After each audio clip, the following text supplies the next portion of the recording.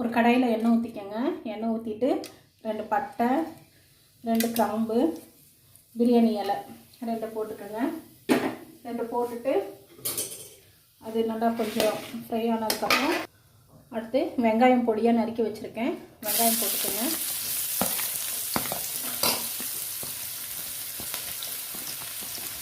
வெங்காயம் போட்டுட்டு நல்லா வெங்காயம் வதக்கிக்கோங்க. 2 கருவேப்பிலை,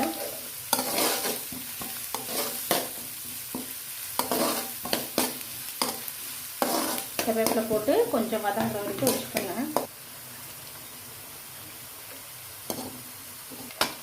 வெங்காயம் கொஞ்சம் வதங்கட்டும். வெங்காயம் கொஞ்சம் வதக்கிக்கோங்க. வதக்கிட்டு இஞ்சி பூண்டு பேஸ்ட்டு ஒரு 1.5 டீஸ்பூன் போட்டுக்கோங்க.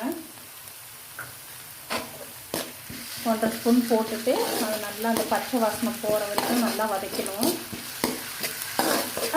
ஒரு சிட்டிகை பார்த்துக்கோங்க, ஒரு சிட்டிகை மஞ்சள்.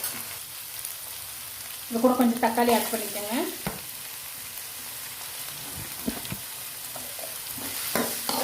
தக்காளி ஆட் பண்ணி இஞ்சி பூண்டு பேஸ்ட்டெல்லாம் நல்லா வதங்கணும். அந்த பச்சை வாசனைலாம் போயிடும். இது கூட லைட்டாக கொஞ்சம் சால்ட் ஆட் பண்ணிக்கலாம். லைட்டாக கொஞ்சம் சால்ட் போட்டோன்னா தக்காளி வெங்காயம் நல்லா வதங்கி வரணும்.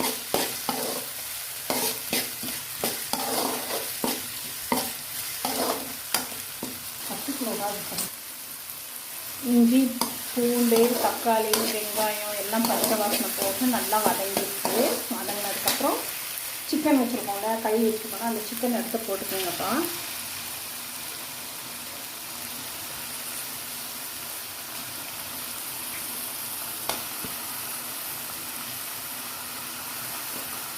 சிக்கன் போட்டுட்டு அது நல்லா கொஞ்சம் எண்ணெயிலே வதக்க விடணும்.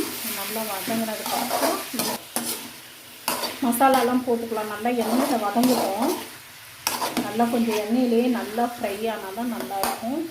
சிக்கனுக்கு வந்து மஞ்சள் பொடி ஏன் போடுறோம் அப்படின்னா அந்த கவுச்சி ஸ்மெல்லு வராமல் இருக்கும். அது கவுச்சி ஸ்மெல்லு வராமல் இருக்கிறது தான் நம்ம மஞ்சள் பொடி ஆட் பண்ணுறோம். நீங்கள் கழுவும் போதும் சிக்கன் கழுவும் போதும் கொஞ்சம் வந்துட்டு மஞ்சள் பொடி போட்டு நீங்கள் கழுவி எடுத்து வச்சுக்கோங்க. அப்போ தான் நல்லாயிருக்கும். பாருங்கப்பா, வதங்கிடுச்சு. 10 நிமிஷம் நான் நல்லா வதங்க வச்சுருக்கேன். இது வதங்கினதுக்கப்புறம் கொஞ்சம் நான் தக்காளியும் தேங்காயும் ஒரே ஒரு துண்டு மட்டும் வச்சு அரைச்சி எடுத்துருக்கேன். அதையும் இதில் போட்டுக்கிறேன்.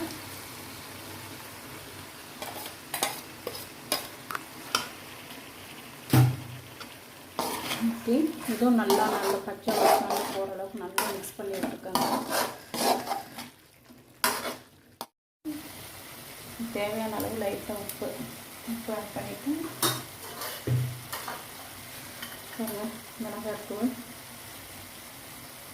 மிளகாத்தூள் காரத்துக்கு ஏற்ற மாதிரி அளவாக போட்டுக்கோங்க. அப்புறம் சிக்கன் மசாலா கொஞ்சம்,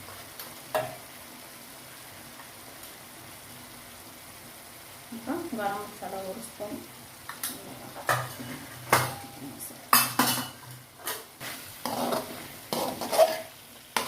நல்லா கிளறி விட்டுக்கோங்க.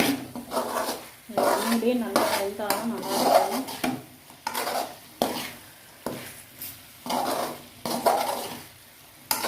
மசாலாலாம் அந்த பச்சை வாசனை வரைக்கும் நல்லா எண்ணெயில் நல்லா வதங்கணும்.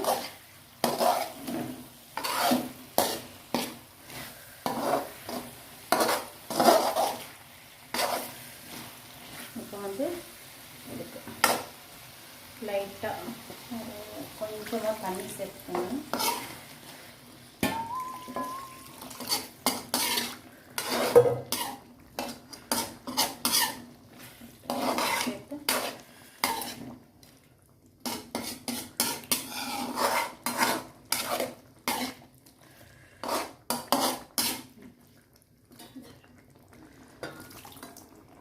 மூடி போட்டு நல்லா வேக விட்டுக்கலாம்.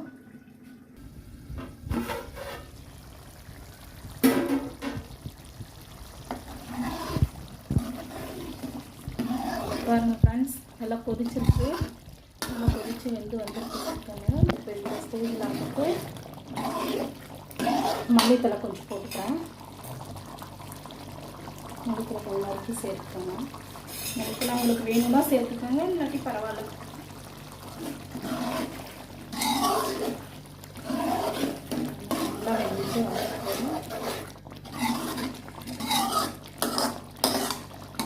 வந்து நீங்கள் இட்லி தோசை சூடாக சாப்பாடு வச்சு சாப்பிட்டீங்கன்னா நல்லாயிருக்கும் சிக்கன் கிரேவி.